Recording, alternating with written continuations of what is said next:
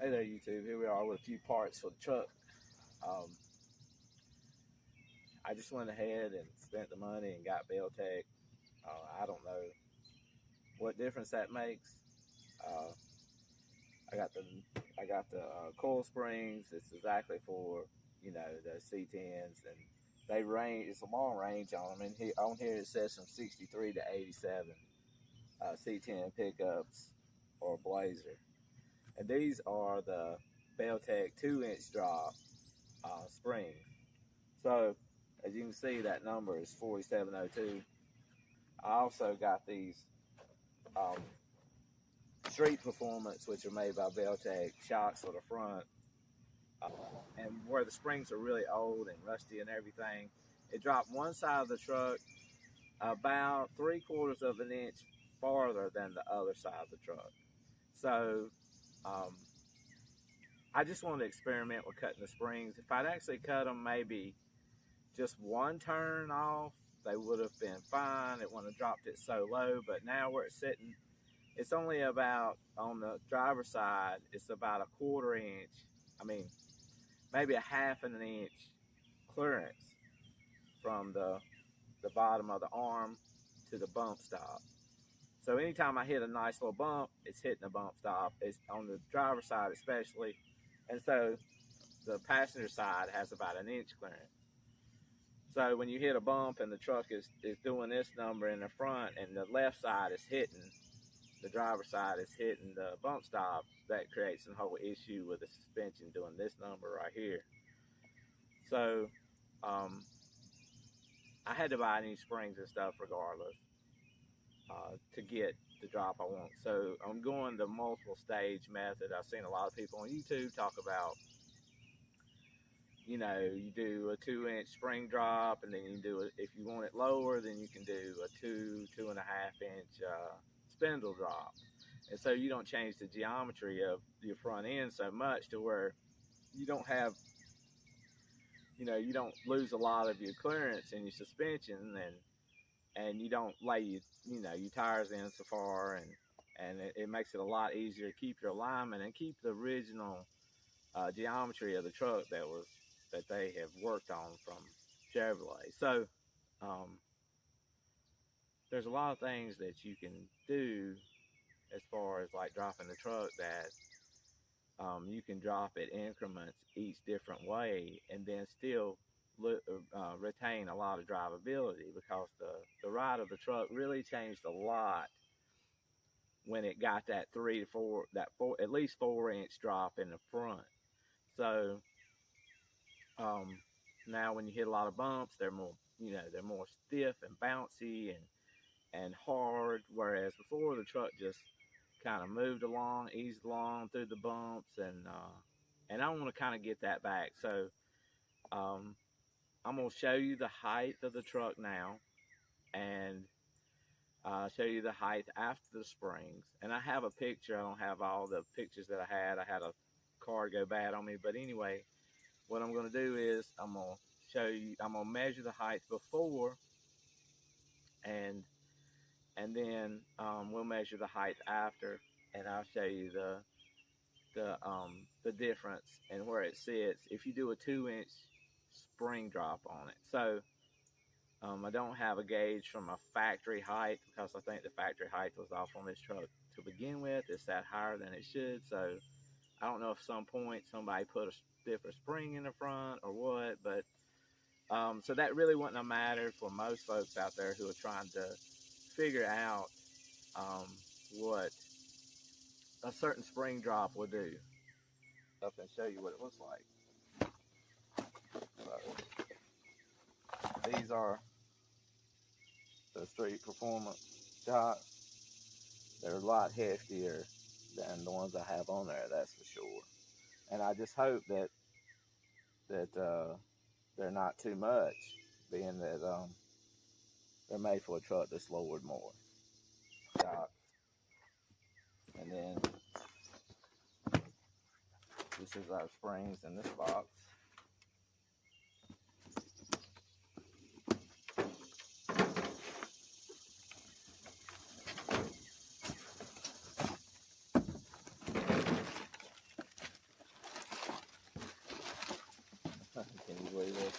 spring. So there we are. Belltech springs. So we're doing our front measure on the height here. As you can see, that spring cut that I was talking about earlier really dropped the front of this truck down.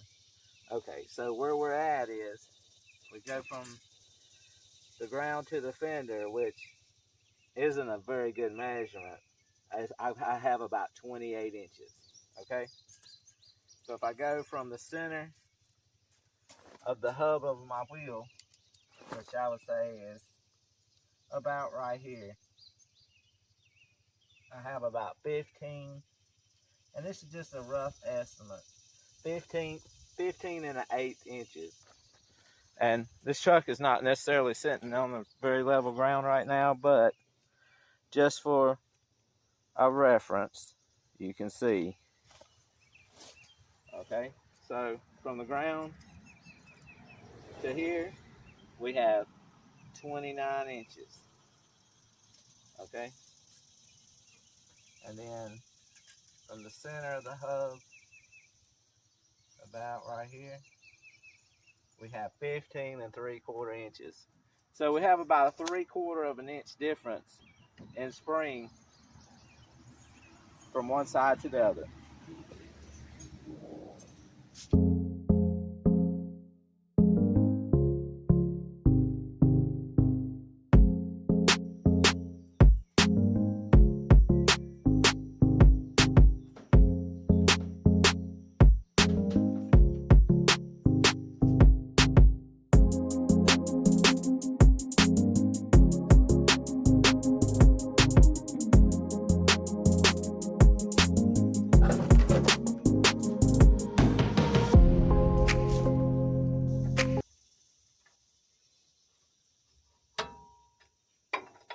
Yeah, if you only have basic tools like me, I wish I had like a ratchet drive socket for this hex wrench, but I don't.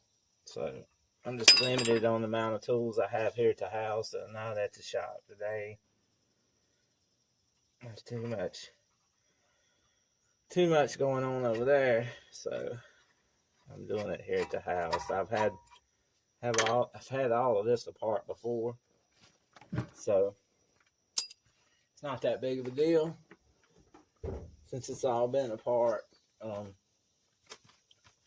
You know, you don't have those really bad stuck bolts, or you know, a lot of that going on. So slide these brake pads out. I've done these previously, so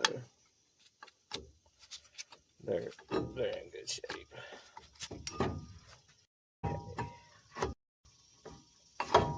So I need to get me some zip ties and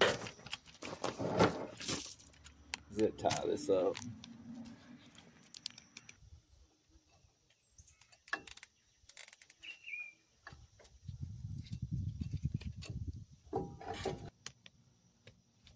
From falling, and try to keep it out of the way.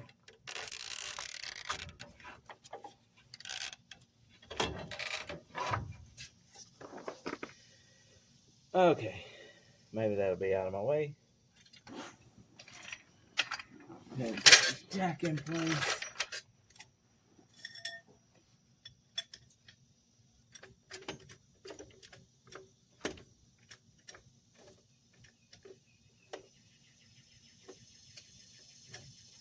All right, jack is in location now to prevent any moving.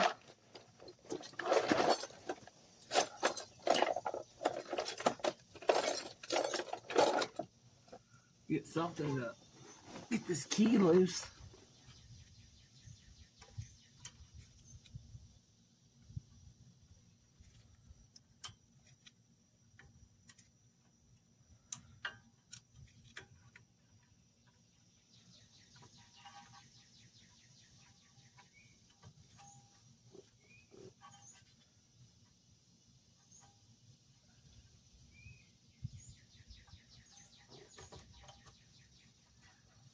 like I said, that was easy.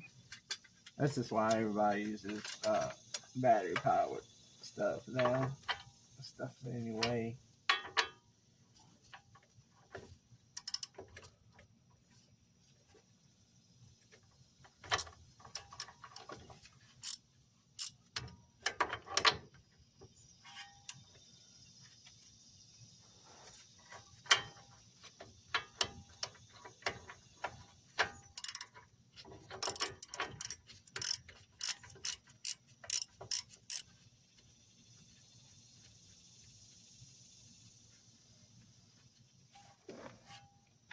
Alright, I'm just going to take that down until I know I got 4 or 5 sets of threads left. Because when this releases from here, it'll pop and carry on, and I don't want it to be all the way loose. So when it releases, the whole thing just flies all the way apart. I got a little bit of pressure on it right now with the jack. I'll take a little bit of that off and just leave that jack there, so just for safety. So when it does pop loose, it won't go too far, and you'll hear it. It's gonna really pop. So we're gonna see if we can get it to come loose now. If you have a fork wrench, or what they call a pickle wrench, you can insert that in here and hit it. But I'm hoping that it will release itself, since I've had it apart before.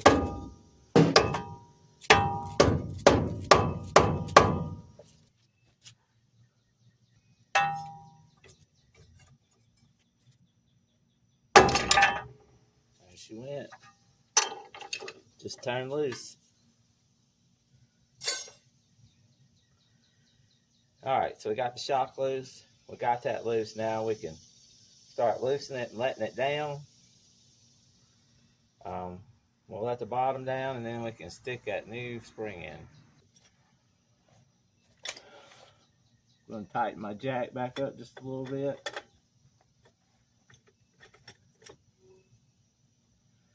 Taking pressure off of that nut.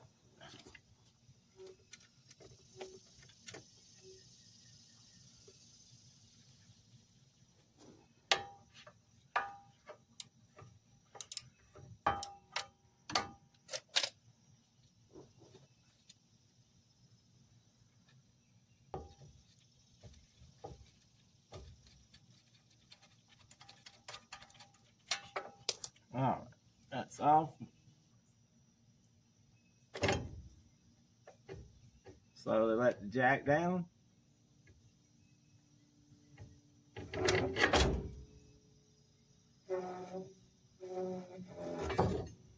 Spring comes right out. You just let your jack all the way down, and then I'll give you to do what you need to do to get the other spring in. Okay guys, you can see the difference in that cut spring and the spring that's going back in, that Belltech.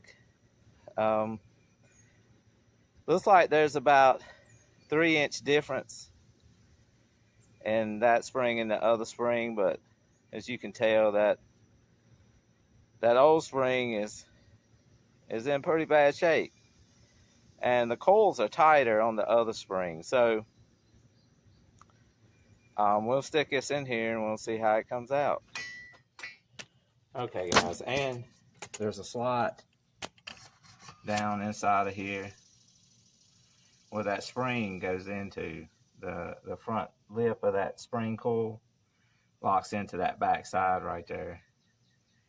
And I'm gonna take a little brush and clean that out.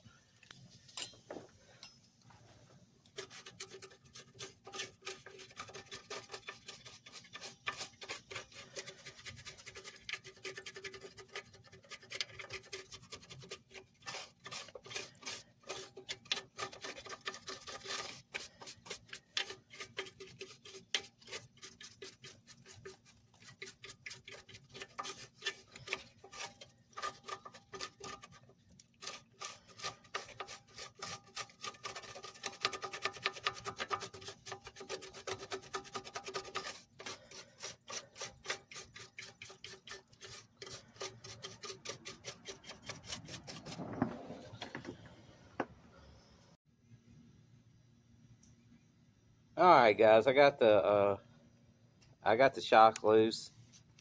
I actually had to make a run to town and to get the right socket I need. That shock bolt inside is a 15/16. So I didn't actually have a 15/16. So now I'm just doing a pre-assembly on this. This shock comes without this on here. So I don't know, it has some kind of instructions about checking your shock to see the notch is bigger on one side or the other side, but I don't think that applies to this process. So there's no instructions telling me how to put it together, but I assume that the way it would go is being this other side here has a large diameter here. It helps it protect the boot. You put that on, then you put your washer on to protect the boot from your lock washer, and then you would just tighten this part down. And I'm gonna go ahead and tighten this as much as I can before I install it, and then once I get it installed and get everything tight, then I'll double check it and make sure everything is working properly, as tightened as it should be.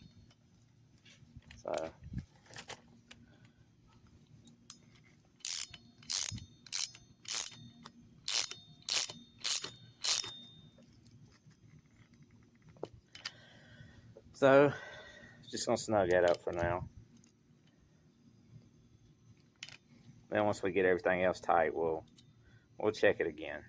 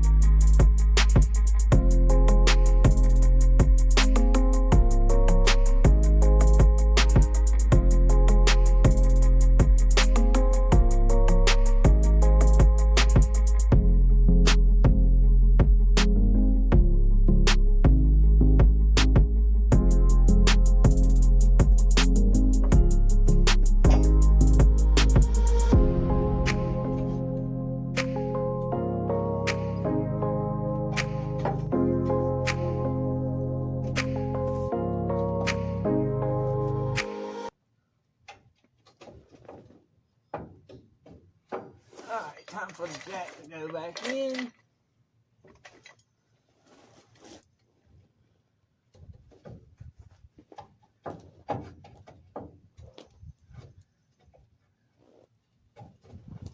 Let's see here.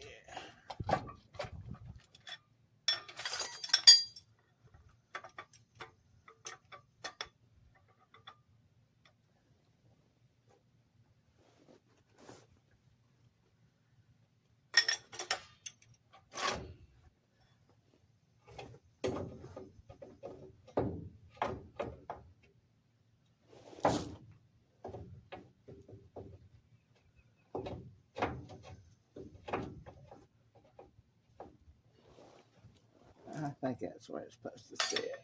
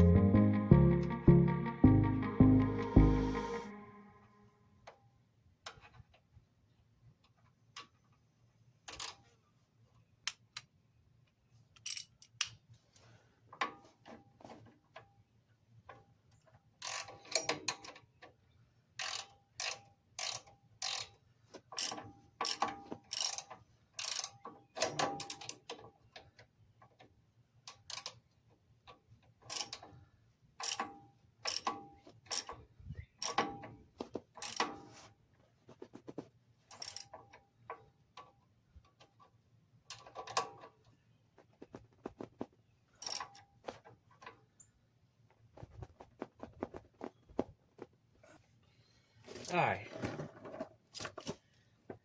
So now, we're going to get this thing jacked back up here.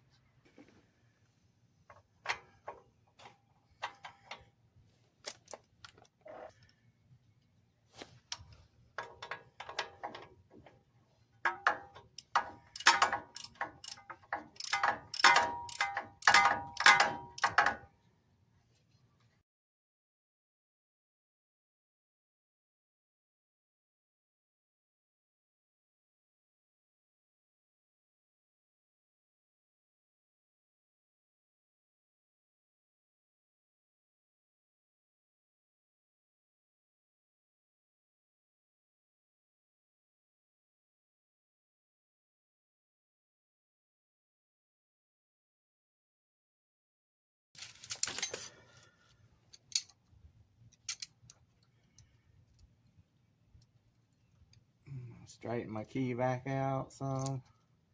I'll reuse this one. It's fairly new.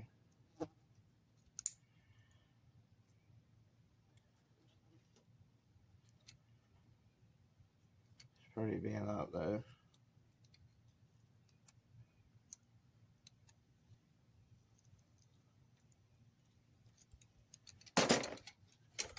See if I can find it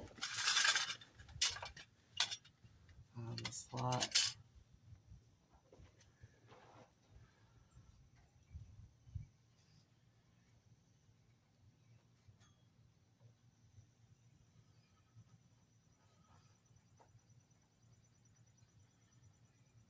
And I did.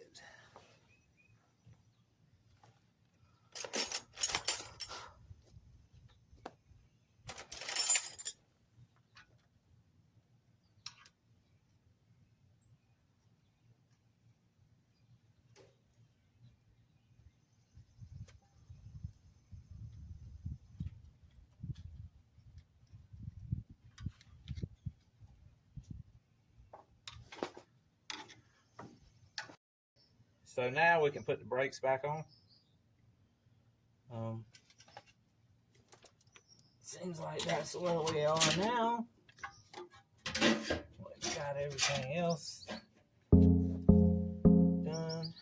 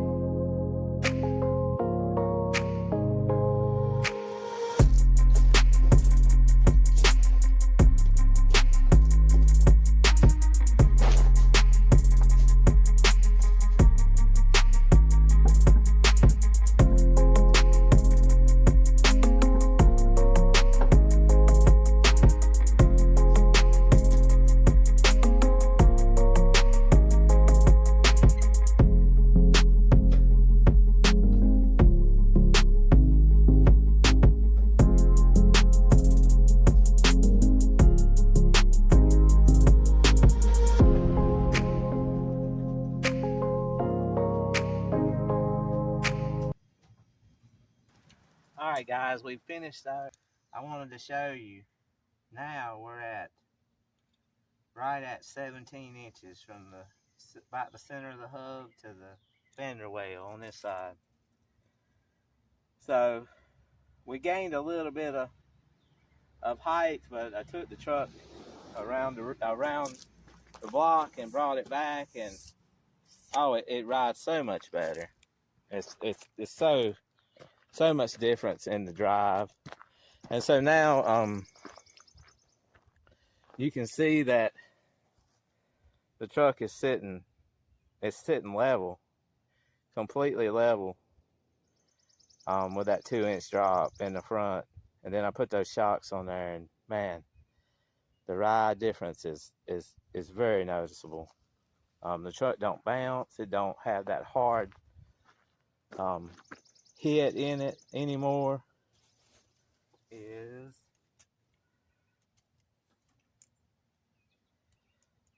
It's about 1/4 of an inch difference. So we're about 16 3/4 over here. Okay, underneath here, we got good clearance on our bump stop over here.